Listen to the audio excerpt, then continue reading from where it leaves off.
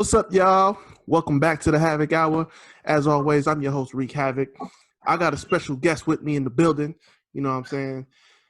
Big episode right here, big stuff to cover. So I reached out to the city of brotherly love where my brother resides. You know what I'm saying? So we're going to cover this news today. So welcome my guest, the author of Scattered by Design 1 and 2, which we're going to talk about before this is over. My guy, my bro, Mr. Josh Harris. What's going on, bro? Blake Show, bitch. ah. ah. Oh, man. Listen, I'm just sick of the Clippers, man. I'm so happy. It's another day of them getting exposed, man. That's it. But I'm great, man. How you doing? I'm cool, man. I'm living this life. I know, I see, man. Every time I see you drinking more creatine. I gotta do something to stay active. You know what I mean? I got a busy life. Yep, wine and broccoli for me right now. Got the cool meat, got the cool meat in a cup. Still, you know me, right from the chinks. I'm sorry, man. I'm sorry. we gonna jump right into this because as we just watched, the Lakers pulled out a big win over the Clippers in the NBA restart. I'm just gonna let you take it, bro. I know you just on one right now, so I'm gonna let you go ahead. No. How you feeling right now? Give me a sec. Let me calm down first. You tell me what you think, and I'll tell you what I thought. Because I'm sure the people want to hear what you know what I'm saying? This your show, baby. All right. So for me personally, I'm liking what I'm seeing. You know what I mean? Ultimately, you know, they started off. Lakers started off a little bit. You know, not going off too crazy. They were just kind of just feeling them out a little bit. Then, like once the second quarter started, everybody just turned up. LeBron was LeBron. You know, back to Locomotive James. You know what I'm saying? No. What's up? This what we not gonna do tonight. You got me on your show. We're gonna be honest. Now you don't know too many people that love LeBron like I do. I don't know anybody that does. Well, you need to. That's your problem. But you're gonna be real. LeBron looked every bit of rusty, out of shape. Mm-hmm. You know, a lot of these guys were out of shape. There was a lot of turnovers from what I saw because I caught a lot of the game late. Oh yeah, it was a whole bunch of turnovers. A lot of turnovers, sloppy, very sloppy, but expected. A lot of defense. Jumpers were a lot of short, front rim. That's how you know they was tired, out of shape. But give them a couple weeks, they'd be fine. But very sloppy game overall. LeBron looked sloppy. He was very passive tonight. He wanted to make a statement with Anthony Davis, and he did it. Anthony Davis was handling business. Like I dare say, LeBron might be the man, but I think this is Anthony Davis' team going forward. After this year, it's Anthony Davis, Los Angeles Lakers. LeBron know what he's doing. He's just getting people ready for that. He's slowly, becoming that second co-star, which is fine. Because that's what he wants to do anyway. Yeah. He wanted to do this for Kyrie, but Kyrie said, nah, Earth is flat. I want to go that way. Oh, but, man. I mean, as far as the game is concerned, where were the referees in the fourth quarter? Where were they? Oh, we oof. That's a whole nother conversation, man. I mean, I know LeBron is old, and I know the refs ain't gonna give him all the calls they used to give him. But come on, the nigga only taking 5.5 free throws a game. He basically slipped in the paint now. Come on, that don't make no sense. Yeah, man. Come on, man. I'm not surprised, but Paul George, filthy. Yeah. But we know he ain't hitting no shot to win no game. I mean, he ain't never done that. So I wasn't worried. If he would have been bringing that noise like a quarter earlier, they might have been in better shape. Filthy though. I mean, you talk about somebody who reinvented their game. Mm-hmm. Paul George for sure. That jumper is good as gold. That jumper is raw punani. Okay? Straight up. Speaking of, one of the big things I was talking about this week leading up to the game was the additions of J.R. Smith and Dion Waiters. So my question, is it foregone conclusion already that the Lakers going to win the chip? Absolutely not. For the reason that you just said, J.R. Smith and Dion Waiters. In all seriousness, let's be real about J.R. Smith. He's one of the greatest three-point shooters to ever live. And right. People may hear that comment and be like, "You're crazy. That wine is getting to you." No, it's true. Men lie, women lie, numbers don't. Check the numbers. I speak facts, never fiction. Number 2, Dion Waiters. A disciplined Dion Waiters, not the one who had the CBD gummies on the plane and was out of here. Yeah. Not the one who was trying to orchestrate his exit out of Miami because he had got no playing time. Hi, Tyler Hero. Oh, man. He took his spot, and he wanted out. Yeah. But a disciplined Dion Waiters, he's a shot creator. He's a playmaker. He's a dog. Yes, sir. Okay? That Kutch gene, he got it. The Lakers don't have a guy like that on the team other than AD and LeBron. Everybody else, they ain't creating their own. Even Kyle Kuzma. He over-dribble.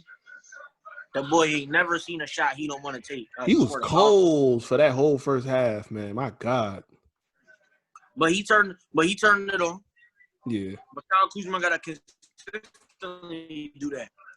Because he was starting to lose his spot in the rotation before the COVID. Mm-hmm. But he's a young player, it's only his third year in the league, but he's 25. He played 3-4 years in college. He should be a little bit more disciplined and have that basketball IQ, but he doesn't sometimes. You can see it. Yeah. But the Clippers going to be around. Oh, yeah. They got a good team. I think the only team they're looking over their shoulder with right now is Denver. I just don't think – here's a spoiler. I don't think the Clippers are getting to the Western Conference Finals. What? I'll tell you why. Between Houston, Denver, and then there's another team that people aren't talking about at all, who is in the playoffs, Dallas Mavericks. That's right. You've been watching the Dallas Mavericks this year. They have number 1 offense in the NBA. That's true. Luka Doncic is an MVP candidate. He's young. One more thing about Luka. He's been playing professional basketball since he was 12 years old. That boy ain't worried about no NBA playoffs. He's been playing overseas against NBA players his whole life. Mm-hmm. And there's no home court advantage. It's a bubble. Everyone's in the same court. This is an NCAA tournament, AAU style type of thing. Basically. This for the dogs. Now let me tell you something. Luka is every bit of a dog as some of these other superstars. Okay? And Luka and Porzingis, listen, styles make fights. And That's true. The Clippers are only a couple of losses away from having to see Houston or Dallas in the first round. And considering that they have all these people that are, Lou Williams want to be in Magic City. He want to throw money and he want to endorse the strippers right before playoff time. That's fine. He had to warm up. He learned from AI. He can learn from the best. Not to take his profession serious. But, man. You got Montrez. Those are the two of their leading scorers right there, Montrez and Lou. And Montrez still ain't back. And had people with the COVID on their – listen, the media loves the Clippers, okay? But if you look at them basketball-wise, there's a lot of teams that catch them slipping. A whole bunch. Kawhi having a safe valve like Kawhi Leonard saves them from a lot of trouble that they would otherwise be in. Oh, that's a fact. If Paul George was their leader, we wouldn't be talking about the Clippers. But considering that they got a Finals MVP and a coup because he was on his way to the Lakers, when he wanted to get out of San Antonio, where did he want to go? To the Lakers. Then LeBron showed up. Then he said, I'm going to go this way. Because, listen. He's low profile. Listen, yeah, when you play with a guy like LeBron, you know what I'm saying? That's like you and me going to the club with our best friend.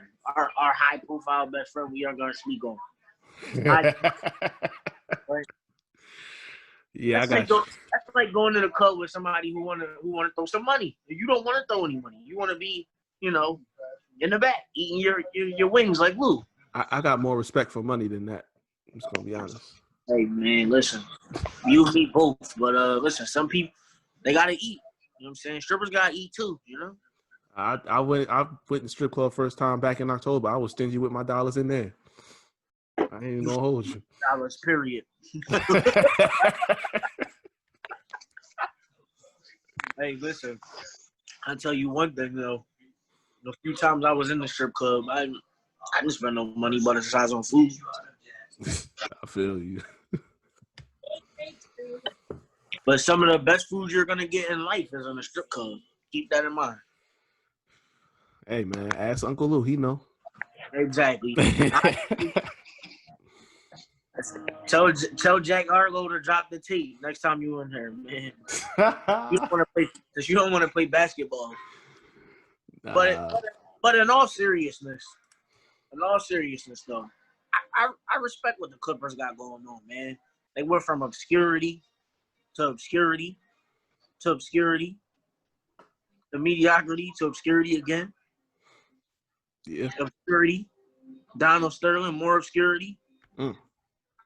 Then, the Lob City era. I mean, didn't produce no chips, but Blake Griffin. Highlights. Chris Paul. The Clippers they've been the best team in LA for the past decade. We ain't gonna lie. We can't lie. It's just fact. You sure can't. But, it's about right here and now. The Lakers could not win a title for the next 100 years, and the Clippers could win 5 in the next 100 years, and nobody will give a damn. Nobody will care. I mean, there'll be a fad for a little while. Everybody. No, they ain't a fad now. They that's why they moving to Inglewood. They don't got LA. They ain't never gonna have LA. Man. I don't know how well that's gonna work. Denver, between Michael Porter Jr. and Bol. The future is bright for the Western Conference, man. Bad boy, man. That dude. That nigga, he need a meal. First off, he need a meal, but that boy can shoot, boy. Hey. That jumper is wet. You heard me? Yeah, he might be on to something. Let him keep his meals simple where he at right now. Don't add no extra weight, cause he got something in them wrists, man. I just don't want to see Russell Westbrook go out in the first round to the Nuggets, man. I don't want to see that. He been going out the first round the past 3-4 years. Yep. It could happen this year. They get the right matchup. That'd be sad. But James Harden dropping close to 40 in the scrimmage, he ready to ball, man. They ready. Yeah. That honestly, that time off doing wonders for them. You know what I'm saying? Not everybody's going to be like top of their game right now, but now that they back in it, and these scrimmages, if they tell you anything, just give them a game, 2 games. I guess that makes sense why they kind of just doing this last stretch of the regular season, just playing games for seeding. That's everybody getting their legs underneath them, and by the time the playoffs kick off, we gonna have some good ball. Racially in the country and in the world. I'm gonna say this about James Harden before I start drinking this wine. Unbiased, I think he's one of the greatest shooting guards to ever live. Biased, if I see him take another free throw. Come on. Listen, he takes free throws like I change my underwear, which sometimes is multiple times per day. All right. He don't even be getting fouled half the time. How is he getting to the... Listen, 3 things you can count on in life. Death, taxes, and James Harden getting to the free throw line. You underdig me? Listen, that boy gets to the free throw line about 12 times a game. You know what he's doing. He been leading the NBA in free throw attempts for the past 5+ years. Damn right. You know what he doing. What was we doing 5 years ago? Oh, man. And if we be honest, he gonna lead the NBA in another 4 years for free throws. I hope not. Which will be damn near a decade. I hope not, bro. The boy done got damn near 10,000 points from the free throw line. Are you kidding me? Oh, man. James Harden got over 20,000 points. I think. Or he close to it. I don't know, man. I don't know. But anyway, you know, we back in flow, back in swing, back in basketball. The bubble is working. And it kind of transitioned a little bit here. If you saw last week, the Marlins had to cancel the rest of their schedule because I think it's about 14 players tested positive for COVID, and multiple NFL players are opting out of this season. So, what you think, man? Is MLB and NFL, are they gonna make it through their seasons with COVID going around, or is it gonna shut it down? The NFL, I don't know. That's a great question. Truthfully, they had how many people test for COVID in the past? I don't know. I lost count, man. I know. The only one I know for sure was the Marlins. I think they had like 14 players. So football's a contact sport, so it's gonna be kind of hard. Yeah, you can't do no social distancing in football. And it's like they've been setting, their standards and everything like that. A lot of these teams are gonna have I think it's 20% capacity, so you can't have a packed house in there, obviously. But even then, it's like a lot of these guys, they've been speaking on it for weeks. Like they don't feel safe doing it. It just doesn't make sense to have an NFL season. Honestly, I don't know. People are gonna be like, "Oh my God, why football?" Who gives a shit? Hey, them guys are still getting. They ain't getting paid the money they should get. Okay, so why would you go out there and risk dying? Okay, they ain't washing the pads and the helmets. Football is the dirtiest sport you could play. Okay, and more people are gonna catch the COVID before it's all said and done. You understand? Oh yeah. Lane Johnson from the Eagles. I just read in the newspaper. He has COVID. Oh man. That's an offensive lineman. Oh. Protecting your $130 million man, and Carson Wentz, he got COVID. So you know what that means? More people on the offensive line are going to have COVID. Yep. And then who else is going to get COVID? Listen, the receivers are doo-doo anyway. Okay? Alshon, I love Alshon, and I love Deshaun, but they can't stay on the field, man. Yeah, that's... And the NFL is, what have you done for me lately? And always. they've done a bunch of nothing. Okay? Yeah. So I don't know. NFL, don't risk it, baby. Don't risk it. Tell Roger Goodell to suck it. Use this money to get these niggas back on the CBA. Renegotiate. Oh yeah. Okay, renegotiate that CBA. This next CBA gonna be something between COVID and all that money they paid Pat. Ooh, man. Listen, the NBA players, they gonna do well in their next CBA. You know why? Because they decided to play. Yeah. They're gonna keep that power that they have in the league. Because guys like Kyrie, while I respect what he's doing, and some of those guys, they have all the power in the NBA. Yeah. And if they didn't play this season, they would lose that power and give it back to the owners. NFL, not so much. The players don't have much power anyway. Yeah. They could turn this situation into a positive. Look at Dante Hightower. If the Patriots were a Super Bowl contender, do you think he would would sit out. Oh, I hell think no. I think he would be there. I think he would be there. How many Patriots have come out of the woodwork? First off, they never spoke to the media before. Nope. I haven't heard Dante Hightower since Alabama. Damn. that's a whole fact, though. I haven't heard him speak nothing since Alabama. Now, he said, I'm not playing? You're telling Belichick no? I think that it's about 6 players on the Patriots that said they're not playing this year. There's a reason for that. Tom Brady. Ooh. Tom Brady. Listen, them players, man. The Belichick way. And Tom he about to be in good shape. Shady just signed with them today. Oh, Shady been done for the past 4 or 5 seasons. But He don't got to do much. They got a solid backfield. He probably ain't even going to play. Hi, Ronald Jones. That's what I'm saying. Like he'll get some reps. But I don't think it's going to be much because, Ronald Jones is solid. But, they like to mix it up in there. When is the last time Shady's done anything meaningful in the field? Hell if I know, man. I just know he sat back, rode the bench to a ring this past year. I ain't mad at him. He wasn't even activated for the Super Bowl. Did he get a ring? Shit, Did he even get a ring? Like I said, man, I have no idea. I think he had like one good play during the season, but the players, they get the diamond rings and all that. Yeah. His ring is going to be what the janitor get. Did he even get a ring? I don't know, man. He gonna get the same Eagles championship ring I got sitting in the crib right now. It's not a player edition ring, by the way, but it's nice. It's nice. Hey, good. It's something. You know what I'm it's saying? Not diamonds, but it's cubic zirconia.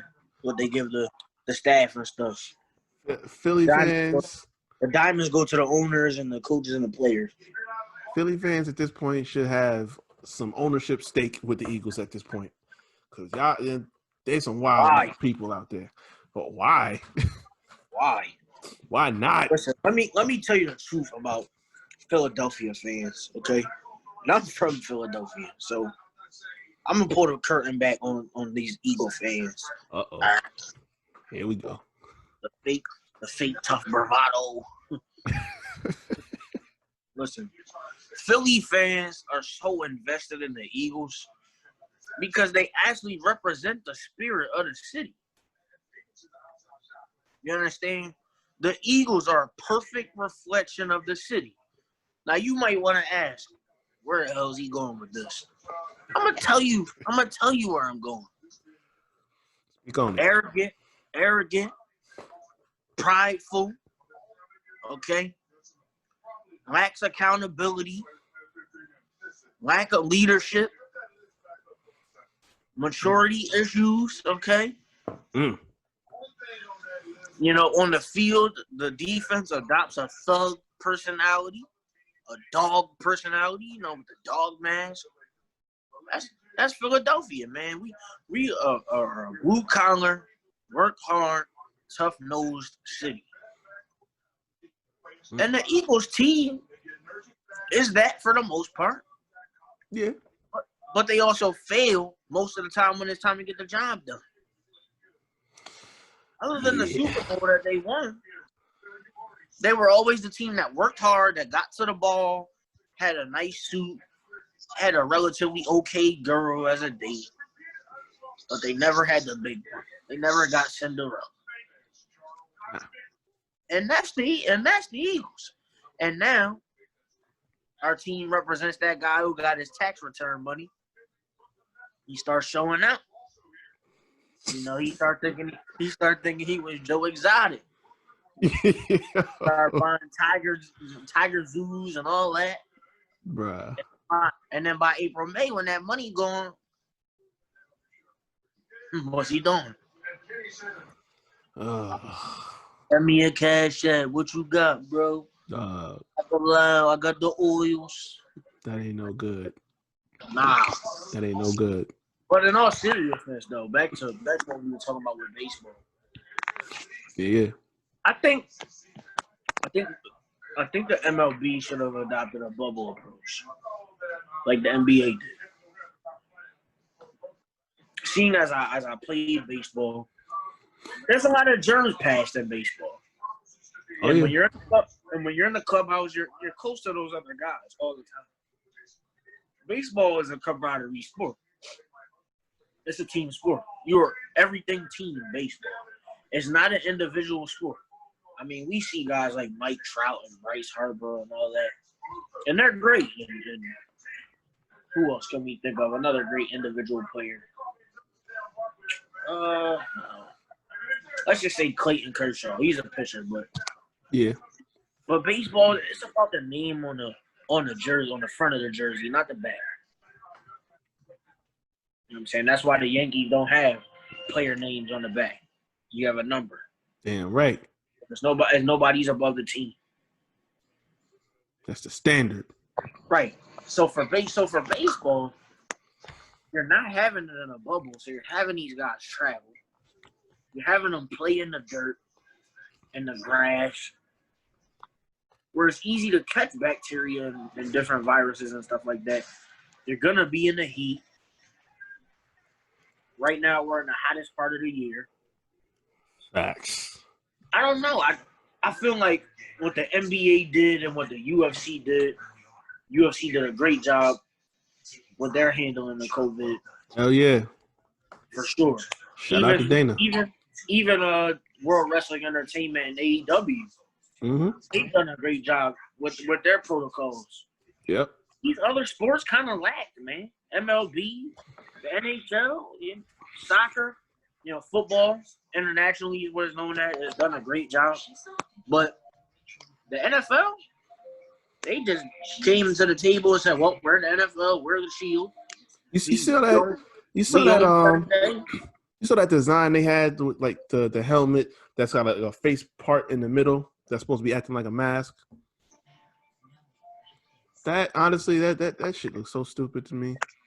Because what's that gonna do? The problem with the NFL is they're entitled.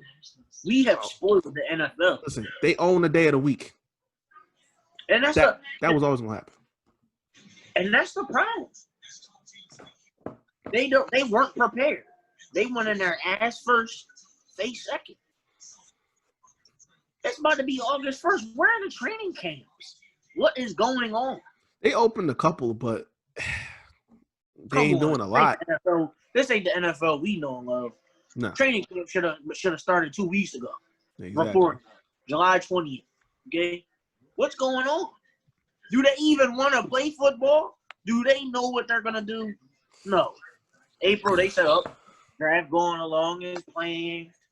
Everybody did the draft from home. Like, the NFL just wasn't prepared. Okay? And by the way, that pissed me off because I was really trying to get up to Vegas to fucking do that whole see that setup that they was gonna have on the water and everything like that. That was looking dope. I needed to get back to Vegas anyway, so I was kind of pissed. You know what I'm saying? Watching this. Hold up. I think they're doing that this summer. All right. That's this summer. Yeah, that's happening this summer. Okay. That might be a move for sure, but I don't know. The NFL and Roger Goodell especially, they just have this entitlement about them. The NFL, they just think they're better than everybody, and they're not. It's the viewers, the numbers, the money. You get enough of that, you can puff your chest out to just about anybody and let them know, like, listen, this many people watch NFL every Sunday. This many people watch the Super Bowl. This many people watch the draft. You know what I'm saying? At the end of the day, and the billions of dollars that come in and out through that place. Man, you know what I'm saying? Like Pat Mahomes just broke sports with the money he about to make now. Easy. I mean, but let's be honest, right? Did he? 141 million guaranteed out of a $520 million contract. I said that too. This is the thing they keep talking about with this guaranteed dollar stuff. Like, it's net. No matter how great the contract numbers are, that security that you got, like that's like a fifth of his contract that's guaranteed. Listen, So you picture a guy that's only making like $50 million. Think about how much is guaranteed in his contract.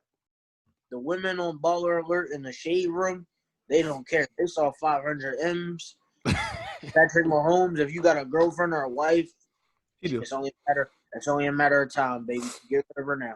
Oh, his DMs is hot. Hot. Yo. I'd jump in his DM. Yep.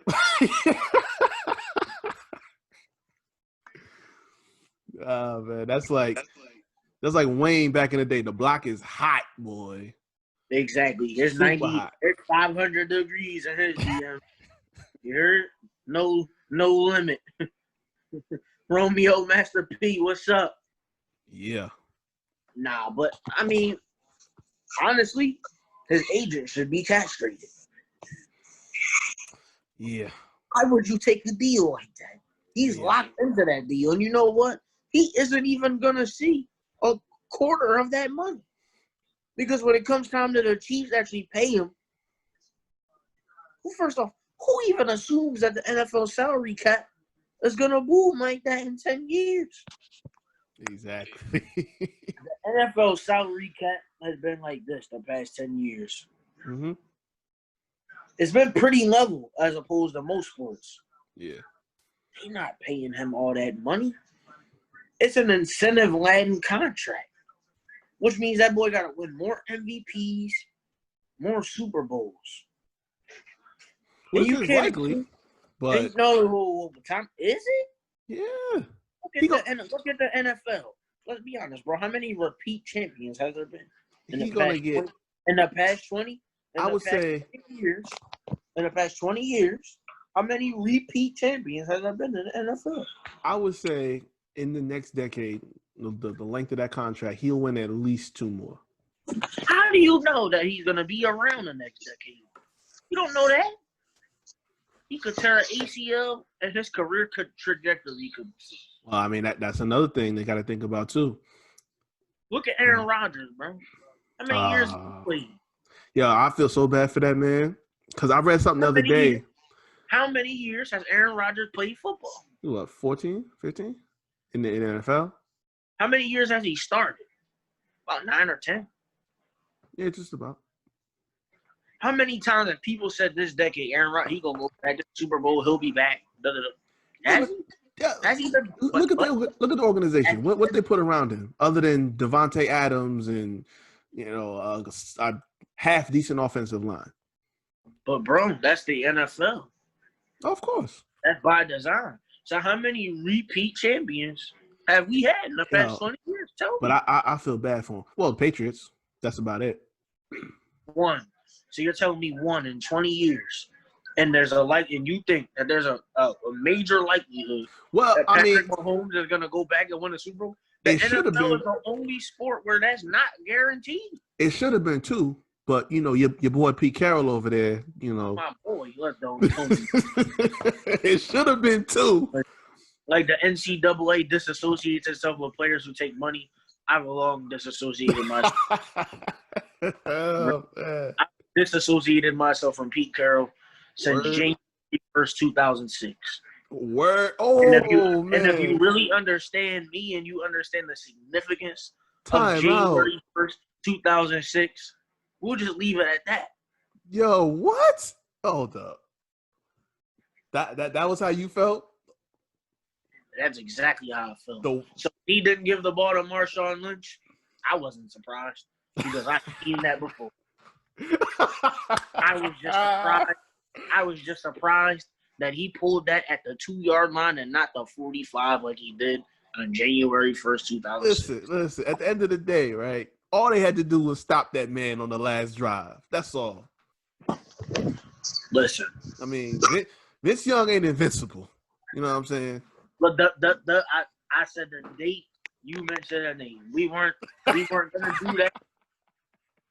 That's one sports moment I do not. I shed tears in that game.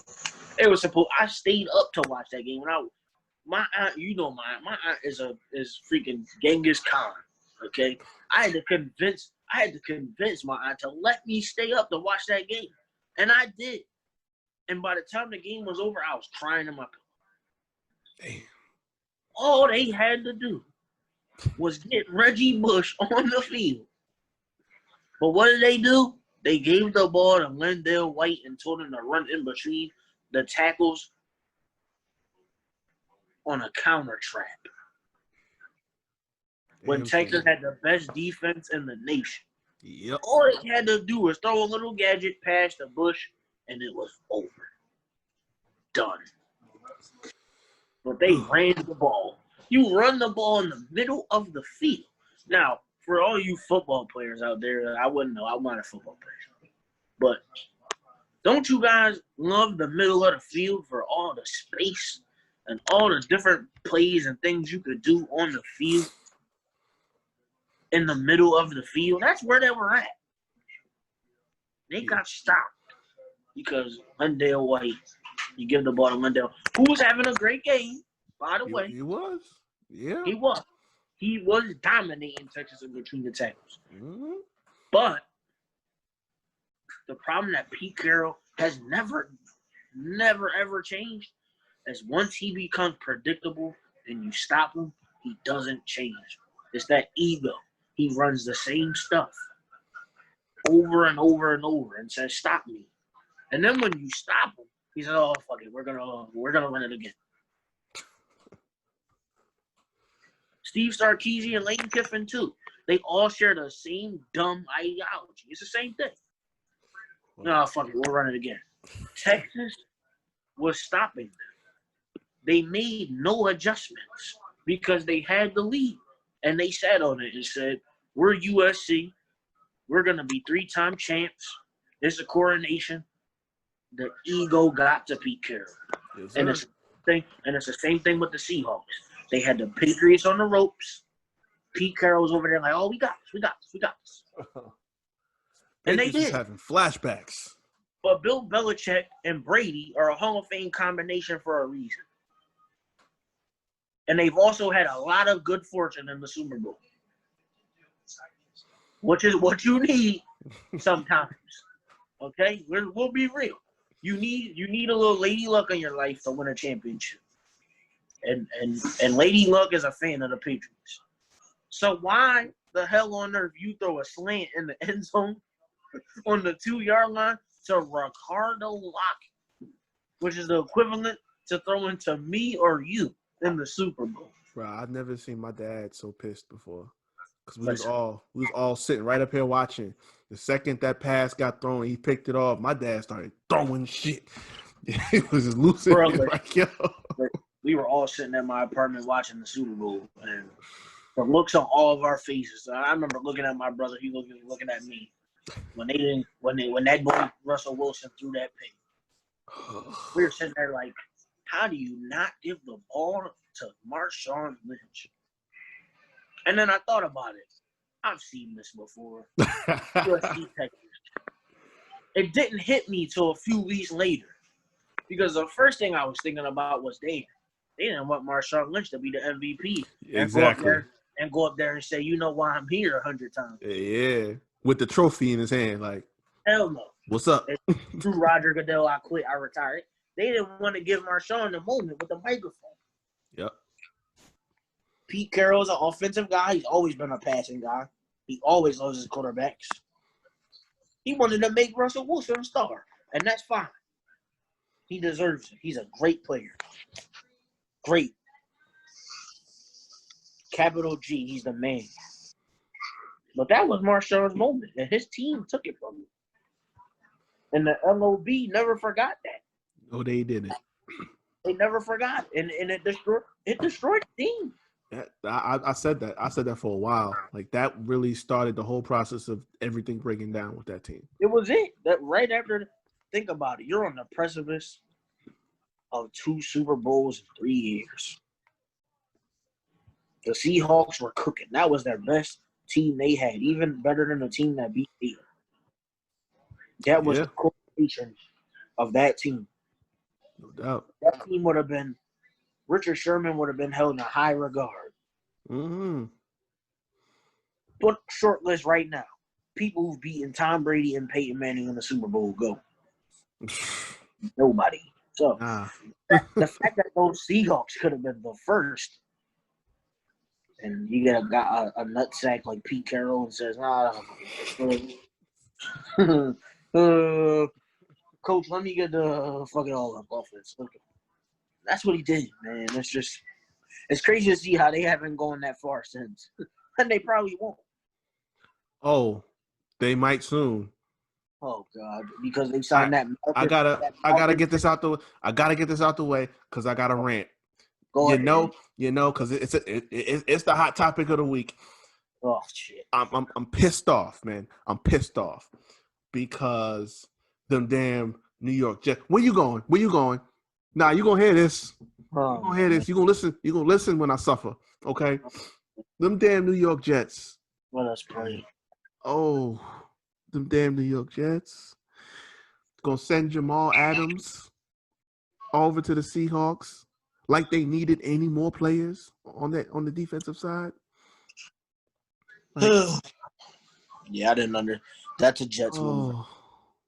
I didn't understand that one. I ain't gonna lie. But at the same time, too, I'm mad at Jamal because he pulled a whole 180 going from, oh, this is my team. I'm here no matter what. I pulled the receipts, bro. All these old tweets and stuff like that. Oh, the culture changed. I'm gonna be here to oversee all of this. And it's gonna be a different team on my watch. Recruited Le'Veon to come through. You did? And then, okay, we have a bad season. First off, the fact that they went 7-9 after their start with Sam Darnold having mono and all that other BS and CJ going down, the fact that they finished 7-9 was something. That's why I said, okay, maybe we'll take this in the offseason and do something better. Yeah, they got something to build off of for sure. Right. So then you go into he hadn't played in over 18 months. Right. They had a lot to look forward to this season, especially with break. You go into the offseason, and because the contract talks are getting back, he deserves his money. For what he's done with the team, he deserves his money. But then you start telling people you trying to get out and go to Dallas and all this other stuff. And I knew something was going to happen when he called out the owner and the coach several times. Because the owner. So what I saw with that, right, was the reason that he asked for trade talks because his name came up in a trade at one point. The Jets were shopping him around. And once he heard that the Jets were shopping him around, after he was loyal to the soil and all that, he said, "Get me out of here." Now, you and me both understand how people work. Niggas lie every day, B. Okay? If you think he was invested in the Jets, you are a damn fool. He's 24 years old. It's his third year in the league. He was drafted 6th overall. He hasn't won on any major level since high school. Do you think he wants the loser Jets aura attached to his name? Come on, let's be honest. Jets relevancy, right? Go. Dylon. You could say Dylon another 6 years. How many times were they good this decade? Go. One of those is Rex. Then but that's about it. And when was Rex there? When you were in high school? Yeah. The last 2 years. Yeah, that was when you had hair. That was when acne was all over my face like bubble gum. That's when the Jets were good. Yeah. And they haven't been good since. I mean, listen, I ain't mad at Jamal Adams. I wish he did it soon. Listen, I can't take this constant. It's a vicious cycle. You know what I'm saying?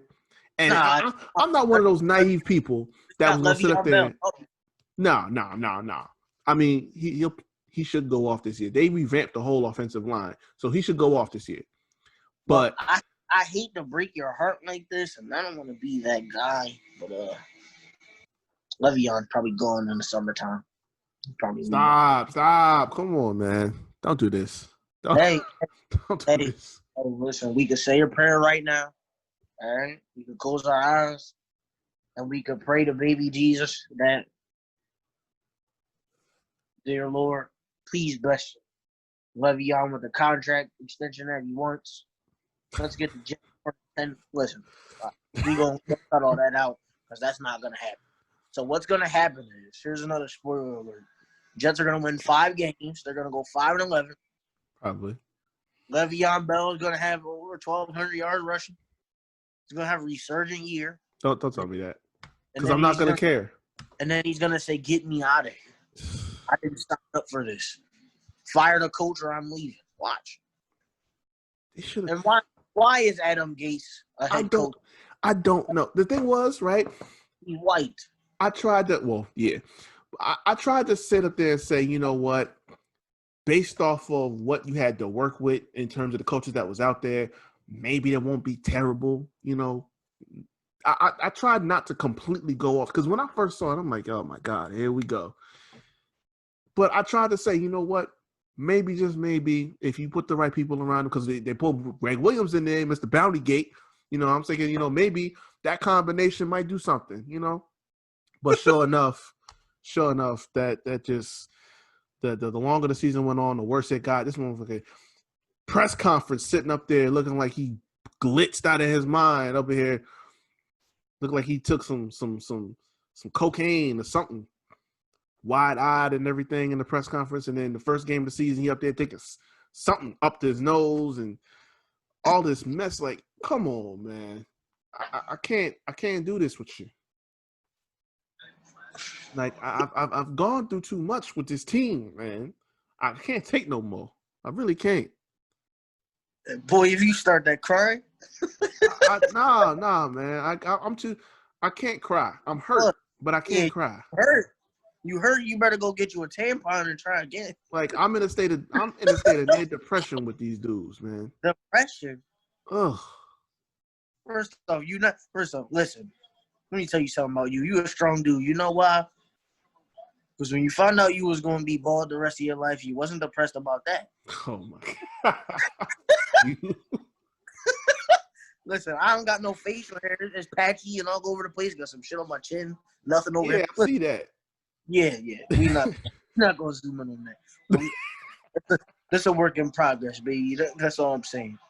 But listen, in all seriousness, we ain't depressed about our shortcomings. The Jets are a shortcoming, okay? It is what it is, all right? Just say a prayer, okay? Go over to the other no, the Giants are another embarrassment. But they have some promising pieces over there. Saquon. That's it. Hi, Saquon. You the man. Penn State alumna. Hey. Ohio State. You know what it is. I don't give a f- about them. You know what it is. Nobody cares about them. You know what it is, bro. Listen, you talking about Ohio State Brio, kick your ass if you say something about Penn State. You know what it is over here. Listen, man. When's the last time Ohio State was relevant? Wait, I'm sorry, what? When's the last time they were relevant? Relevant? What do you mean? Nigga, did you forget where they was at in January? Granted. Yeah. Justin Fields threw the worst pass I've ever seen. I don't want that one. We're going to talk about that. Granted. He threw it to nobody. And a Clemson happened to be there. We're not talking about that. Anyway. But in all seriousness, Justin Fields should probably win the Heisman next year. So yes. Listen. But I didn't want him to go up against Joe Burrow either because I knew. We unbiased here on the Havoc Hour, so much respect to Ohio State Buckeyes, although it pains me to say that. Much respect to them. I knew we wouldn't have beat LSU, though. I love Justin Fields. I love what he does on the field. I would love him even more if he was a USC Trojan. But we're stuck with you know what? Clovis is a good quarterback. We lost Bryce Young to Alabama. That's yeah. You know, but they're paying their players over there, so they'll never investigate that one. Nah. They just started investigating Duke. What? Yeah, Zion, man. His family got paid. Yep. I mean, who's surprised by that? Come on, man. I wish the nigga had more money. We was talking about Zion when he was in 7th grade. I wish Zion family asked Duke for $7 million instead of $7. Pay the guys, man. Pay the guys. They deserve that money, man. That's true. That's true. That man. way they don't gotta take New Balance endorsements when they become superstars in the NBA in their 7th, 8th, and 9th years in the league. Like, hey, listen. You say what you want about it, but that boy's smart.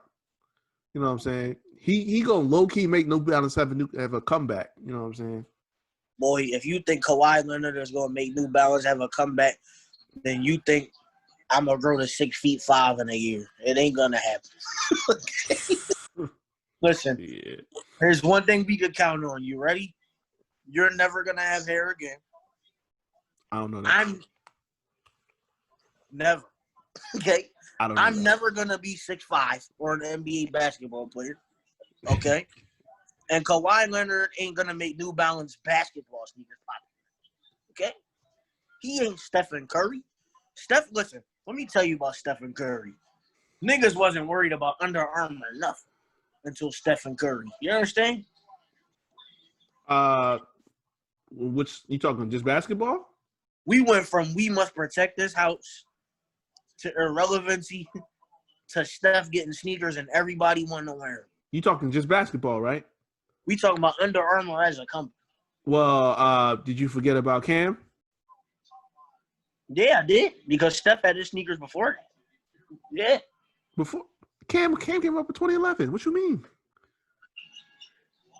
Wait a minute. The whole time. Hold on. Curry didn't get that deal in 2011. Hold on. Man, we got somebody to fact check this stuff. He had an Under Armour deal. Oh, Cam had that with his rookie year and had that Under Armour deal, and everybody was on that. Oh, yeah. I'm sorry. Tom Brady had Under Armour around that same time, like 12, 13, right? And I don't worry about what. But don't say that. Tom Brady was the GOAT at the time. Wait, talking about he's not still the GOAT? That's not what I'm saying. Don't do that. I'm not saying he's not. I just because he left the Patriots, I'm just now at a point where I can calmly say, okay, he's the GOAT. Oh no, I calmly said it when them niggas came back 28-3 and the grave site of Rosa Parks, Martin Luther King, all the strippers in Atlanta, Snow on the Bluff, and Ludacris cut his hair off. Okay, because when it was 28-3, Atlanta was going crazy. All the strip clubs was throwing money early. You understand? Yep. By the time the game, my homie lives out in Atlanta. By the time the game was over, you would have thought it was a funeral in Atlanta. Yeah. They closed Cascade for the night. Everything new. Put the jewelry back that she stole. That little fake chain turned her neck green. Yeah. You know what I'm saying? T.I. stopped drawing. He stopped drawing Hyman comics and all that. Evan Ross finally grew a beard and stopped trapping. The ATL sequel was supposed to come, but after the Super Bowl loss, they canceled it. Damn. All right. What else happened in Atlanta? Oh, yeah. They even said they was going to give Mike Vick a ring if they won a Super Bowl. Look, the dog lovers were hate that. Man, listen. What in other news, what you got for me, man? What else? Oh, what's going did on? you? So you saw this whole thing that went down. I was watching UFC. What was it last weekend? You saw this whole thing that went down with Herb Dean and Dan Hardy. I caught a little bit of that. I think what was it? So I think Dan Hardy was mad that the stoppage didn't happen sooner. Forgive me if I'm wrong, but I think that was something to the extent. Yeah. What it was, there was two. Let the dude get punched like 20 extra times. That was OCL, though, right? Yeah, there was two fights that Herb was reffing. And, two? Yeah. He got away with that for two? Yeah. And so after that second time, Dan just was like, yo, stop the fight. Like, what are you doing? And he yelled it out. And I guess Herb heard it. So he came up to him to go talk to him about it later on. So after that, they both just kind of just went on social media, started saying their pieces about it. You know what I'm saying? And Dan Hardy says his part. Herb says his part. It's like, you know, there's things that he sees that other people don't. And that, you know, Dan, for him to be yelling out here and, you know, sending the wrong ideas and messages that, you know, it's dangerous for fighters and their teams, for somebody to be out here yelling into the cage and stuff. You know, it's a mess up there, man. Anywho, I'm gonna hold it down for a little bit. My guest is out for a second, but it's really time we ask this question. You know, how is it? How what is the best way to go about fighter safety? You know what I mean? For a lot of the times, you know, and Herb isn't the only ref that goes through this type of stuff. You know, you see a lot of guys that find themselves in scenarios where there's, you know, a lot of unnecessary shots taken at the end of a fight. It's like, oh, you could have stopped the fight several times over. You didn't want to do it.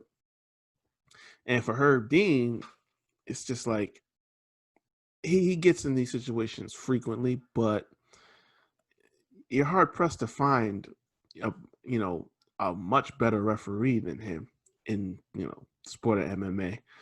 You know, they're you got John McCarthy and Mario Yamasaki, you know, just a couple of names that come to mind. But I don't know, man. I don't know. This had me in a real tough spot because I couldn't really decide. You know, but both guys made good points, but I was real stuck on it. My guy. So yeah. Honestly, I'm gonna say this, and this is common sense, right? Mm-hmm. A fucking monkey could see this. If you getting punched in the back of your fucking head more than 6 or 7 times and you're not responding, the fight is over. Okay? Yeah. If you got your head curled, now listen, I'm from Philly. All right. My brother always told my brother who's, you know, been fighting his whole life, is he was like, right, he ain't doing that no more. Bro. I'm saying, back in the day when before he became Mahatma Gandhi and shit. He always used to tell me, when you're gonna fight, you make sure your back is against the wall in a corner where you can see everything. Right? Now, universally, now you're gonna see where I'm going. It's universally, when a dude is on the ground, he's balled up like this. It's done. It's done. He's usually waiting for somebody to pull him off. Help me, nigga. Man in distress, pimp down, pimp in distress. That's usually what that means. So for Herb Dean, right, to be an experienced referee, not to understand that this fight is over. I mean, what, do you have a personal vendetta with dude? Did he owe you some money? Did he take your girl? Like, did you want to see him get a couple of head? What is going on? You're supposed to protect these dudes and, you know, welfare. That's your job as a ref. Yeah, you didn't do it. So give me your ring. Herb Dean, give me your ring. It's tough, man, because it's fired. It's not tough, bro. He needs to go. Get up out of here. But how many refs do you see that are actually better than Herb Dean? Bring Big John McCarthy back. Well, he still refs. Well, actually, no, he doesn't. Never mind. Bring him back. I'm thinking of Dan Mercliata. Bring him back too. But no, I mean, listen, it happens. And I know with COVID, right? I don't want to see a black man lose his job. But Herb Dean's dreads are tied too tight. Because that man was getting punched in the back. And they didn't stop it?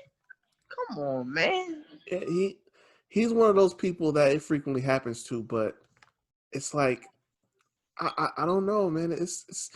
I get that point, you know what I'm saying? Because Dan both sides of it, really, like when they both sat down and explained what they saw at the end of the day. Because I think from Herb's side, he's looking at the fact that, okay, the guy in the second fight, the guy falls down, but he's got his hands up. He's like, okay, so he's trying to do something, but he took those extra shots afterwards. But it's like,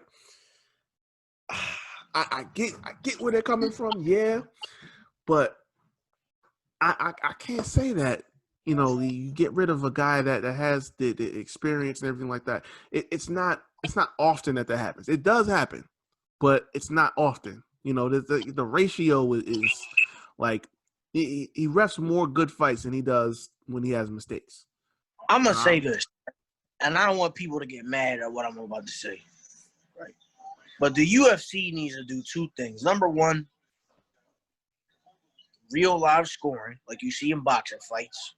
Yeah. Unofficial score. That's number one. If UFC wants to become the top dog, because boxing is still over UFC in every major category. Let's be honest. You think so? I know so. Them paychecks from Al Heyman and Golden Boy Promotions say so. When Cody Garbrandt is only taking home $250,000 plus a $50,000 bonus, he's a former champion. But Yeah. Keith Thurman, who hasn't fought in almost 2 years, made $9.5 million for his last fight. Come on now. Yeah, that. When Errol Spence is making $5 or $6 million per fight right now, because he's gonna make more money once he starts fighting people like Terrence Crawford. Yeah, when we gonna get Manny that? Pacquiao, he'll make double, triple that. That's what I'm saying. But then Jose Aldo is only making $500,000 for a fight. So yeah, UFC is the darlings. They have the ratings, but that's it. Boxing has everything else, and until the fighters get paid, until they have some type of scoring where you can see on the fly, some of these fights, man, you talk about a highway robbery. Max Holloway got robbed, brother. Oh, Okay. We don't even need to go back to that. yeah. I know your feelings on that. But the next thing I want to say, quite honestly, where are the female referees in UFC? Where are they? Where is the equality in the UFC? You get some of these guys, they're making $750,000. The women aren't even taking home $200,000. Yeah. Unless they're Amanda Nunes, Ronda Rousey, maybe Holly Holm once or twice, and Chris Cyborg. They're probably making more money in Strikeforce and Invicta FC than they are in the UFC. Most definitely. That don't even make sense. I don't know what Dana White has against these women, like Paige Van Zandt, for example. She's had 12 or 13 UFC fights, correct? Yeah, just about. She's made all of her money outside of the UFC.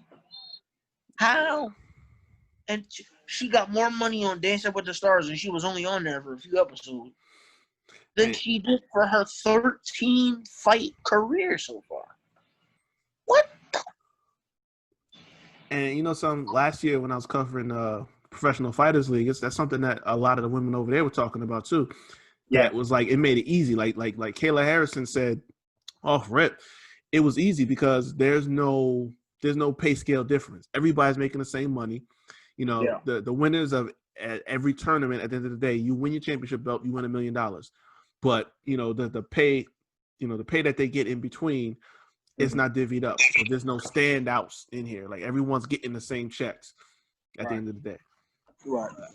For Dana, you can't tell him nothing, man. He's made too much money now. Dana is Vince McMahon. Basically. When you have the monopoly, right? When you monopolize your field, you set the tone. You could do whatever you want. You could pay whoever you want, no matter what, because you're the only ball game in town. Yep. No disrespect to PFL, none at all. But the PFL isn't the UFC. No, not at all. You understand? On every level, so they can pay those people. So in the PFL, yeah, Kayla Harrison might get $1 million because she won. But how many fights is it going to take her to get that $1 million? 4 or 5, give or take. Yeah, pretty much. UFC, it might be 3 or 4. If you're a good fighter, you can get that money sooner in the UFC. Look at Lance Palmer. Look at Lance Palmer, for example. Now, you guys probably know more about Lance than I do. But I've been doing I talked to him recently. He ain't happy, man. But I've been doing my homework. Isn't he one of the major stars over there? Yes, he is. Is he a double champ or something like that? Next to Kayla, he's probably the top star they got. But he's top 2. He's 2. Yep. Where's his millions at? He got his for winning. That's it, barely. But this was, and he mentioned this too, because they shut down the season. Nobody's doing nothing, even though, all these other promotions are having fights and stuff like that. They send out, I think, $1,000 a month to these fighters, and his thing was, listen, we're not fighting. You're not setting up nothing for us, and you're giving us $1,000 a month. That ain't, for a lot of people, everyone that's not making that $1 million, that's not paying nobody's bills. You know what I'm saying? So either that's not no money, bro. Yeah, and his gripe with them initially was like, yo, either you're paying me a real decent check for this, or you set me up a fight. That was his beef with them. The trappers down the block from where I live making more money than Lance Palmer. That's crazy, but it's like, wild. Well, because he started working. He started doing some other stuff. He started working, like, he does like some landscaping and stuff like that. He's getting work outside, because it's like, wait a minute, time out. Whoa, what? The PFL champ is a landscaper? He been doing, because he's got to make some side money. Like, he got his millions. You know what I'm saying? He put that away. Unreal. Yeah, if they don't start paying these mixed martial artists, man, between taxes and all the independent contracting BS that they have to go through, listen. But the fact that John Jones has to entertain fighting a 54-year-old Mike Tyson to make more than $20 million on a contract is preposterous. They would never set that up, but. It was a principle. Listen, where Dana would do that for Conor, he's not going to do that for John. You understand? Because I'm going to say something about Dana, and I don't know if people notice it or not. And this might go over people's heads. And, I've been saying read it again. I want people to hear this loud and clear. Dana White seems to be as prejudiced as they come, man. Oh, that ain't no secret. And I'm gonna tell. Listen, he's obviously from Massachusetts. He's from Southie. You know what I'm saying? You know about Southie. That's all you need to know. He ain't no fan of no. Okay, he don't want Demetrius Johnson. Same thing. How many fighters of color and different ethnicities has he over, man? John Jones is the greatest star in the history of the company.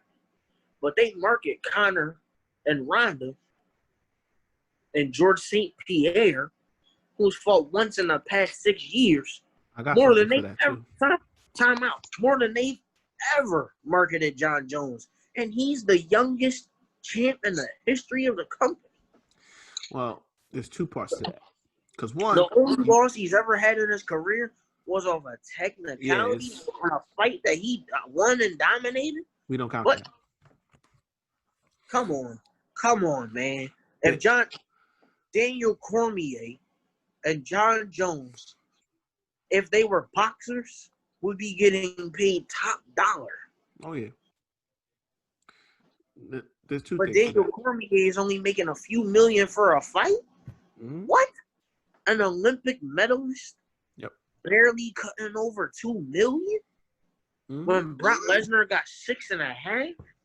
Plus the pay-per-view buyers, he was guaranteed $4 million to fight Mark Hunt. And he hadn't fought in the UFC in almost 5 years? What?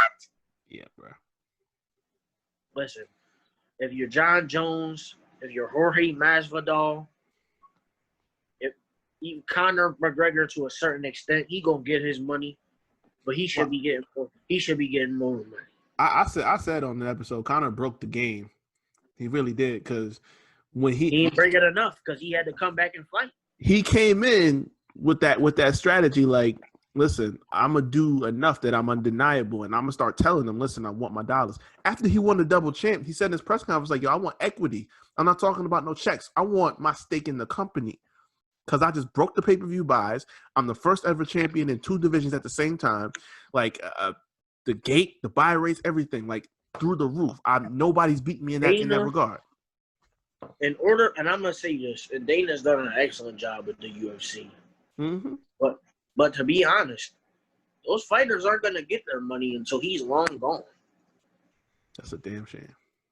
That's the truth. He built that company from the ground up, but he ain't paying them fighters, man. They're not getting paid. For dudes that have busted eye sockets and all that, and have to pay $20,000-$30,000 after they pay their manager, their camps, accountant, different things like that, to not have no money after you won a professional fight, it's sad. Yeah, man. Yeah. Taking home a $45,000 and getting 30 of it taken from you, you basically didn't make no money. Yeah, man. And that's their life. So, I just hope that those fighters start to get what they deserve, man. And John Jones, listen, if you got to give up that title and go to Bellator, do it. The UFC don't care about you anyway. The thing with John too is, like, well, it's really one thing, Leave the coke alone, Johnny. Yeah, he didn't help himself with all the coke alone. Yeah, all the outside stuff. He really messed himself up. But even if he didn't, like, I don't know how well he would have been promoted going forward. I don't know.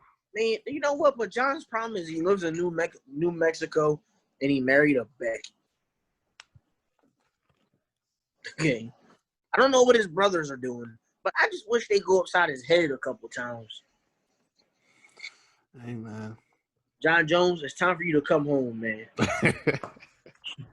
Don't let that go. Don't let that go over your head. All right. So, well, last little point right here. Khabib versus Gaethje. Who you got? I don't know, man. Khabib ain't fought in a long time. His father passed.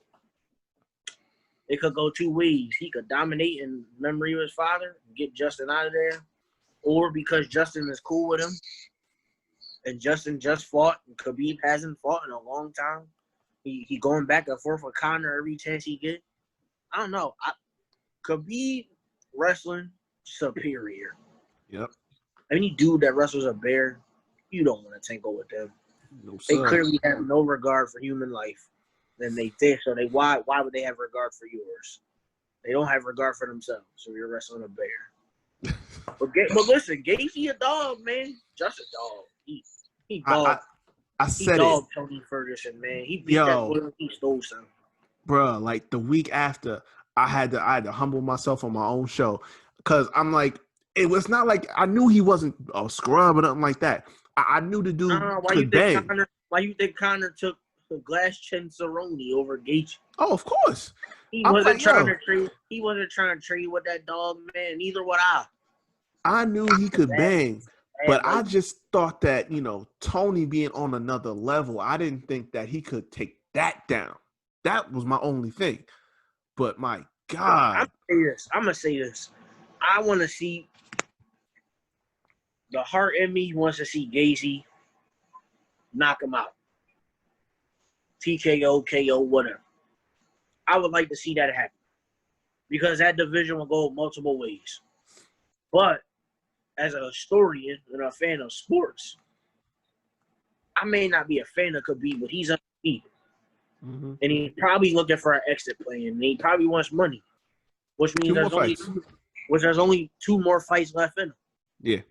You gotta feed him GSP because he earned that paycheck. Oh yeah, most definitely. He got his out the mud. You gotta give him what he wants. He held the company down. And you gotta get back in there with Conor, man. Why you don't want to run it back with Conor? I do want to We see all that know he again. was.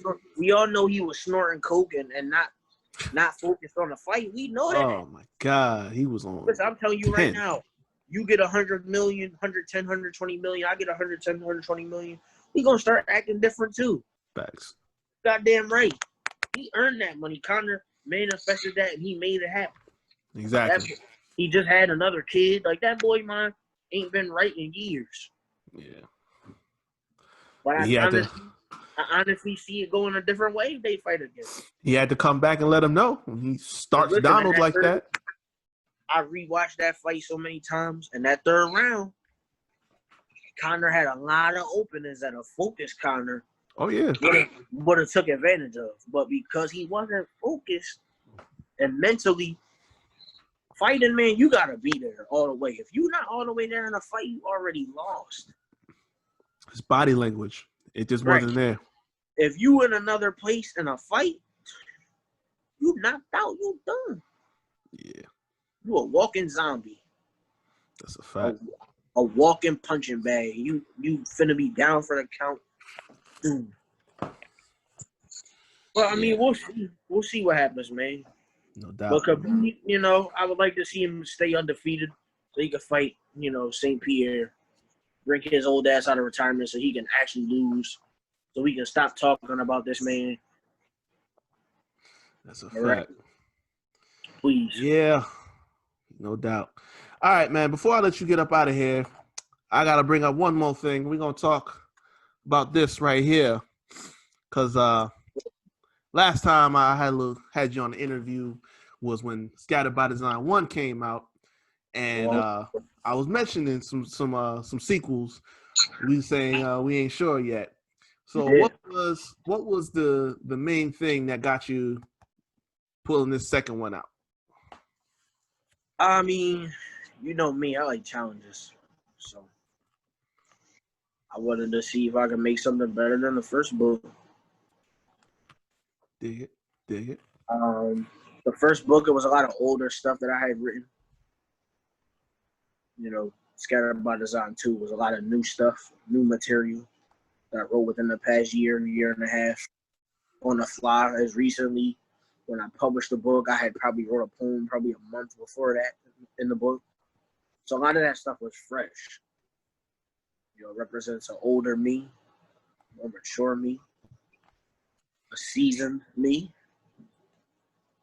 I didn't know if I was going to do a sequel for that, but, once you get that itch, it's only a matter of time. No doubt. No more sequel questions, though. I see. I see where this is going. I know this stuff coming, so I ain't gonna get you this time. We good. We good. Yeah, I got my lessons on the way. Coming very soon, very imminent. That's all I'm gonna say about that. Yeah, man. Hey, listen, my guy, I appreciate you coming on the show. You know what I'm saying? It's all love. This is my brother right here. So make sure you get your copy of Scattered by Design 1 and 2 on Amazon. You know what I'm saying? And you plug your social real quick, see where they can find you at. All over the place, where the wild things are. That's where you can find me. That's it. Talking, show, baby. Talking your social, fool. Oh, yeah, man. I deactivated all my socials, man. What? I'm off the grid right now, baby. Oh, man. Went dark on me. Good Lord. All right, well, yeah. Y'all go on Amazon. Y'all go on Amazon and get Scattered by Design 1 and 2 by Josh Harris. In all seriousness, though, y'all can find me on Instagram, Joshing, JOSHING, 2 underscores. Obviously, my books are on Amazon. You can go to Amazon.com, type in my name. My books will come up. I have a Linktree link as well in my bio. We got the website coming. There's a new book coming. We got a lot of cool shit coming very soon. So when I hit y'all in the head, it's going to be like a brick of cocaine right off the boat. Hey, man. That's what's up. All right. I'm sorry, man. I'm in rare form tonight. I ain't seen real basketball in months. I'm about to pop open this wine I never got to pop open tonight. No doubt. Yeah, I'm gonna let you go ahead and do your thing, man. Listen, this has been the Havoc Hour. I'm Reek Havoc. Appreciate y'all listening in. I'm gonna catch y'all next week. I'm out of here. Deuces.